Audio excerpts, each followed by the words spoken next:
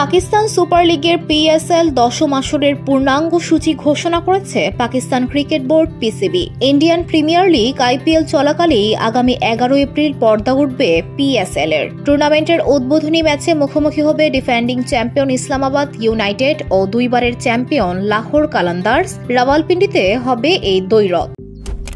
Malaysian প্রযুক্তিতে তৈরি অত্যাধুনিক cleaning machine modern vacuum cleaner যে কোনো ধরনের ধুলো ময়লাকে পরিষ্কার করে ঘরকে করে তুলুন চকচকে ও আকর্ষণীয়।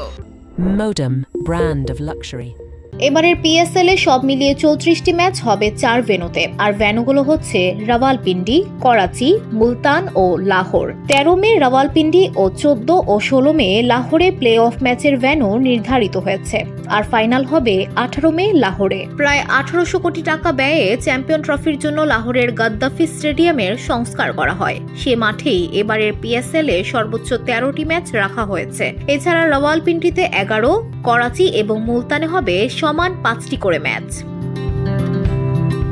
সূচি ঘোষণায় পিএসএল এর প্রধান নির্বাহী সালমান নাসের জানিয়েছেন, আমরা পাকিস্তান সুপার লিগের ঐতিহাসিক দশম আসরের সূচি ঘোষণায় রোমাঞ্চিত। গত 10 বছরে এই টুর্নামেন্ট বৈশ্বিকভাবে গ্রহণযোগ্য ও স্বীকৃত প্রতিযোগিতায় পরিণত হয়েছে, যেখানে পাকিস্তানের ক্রিকেটীয় প্রতিভার প্রদর্শনী হয়।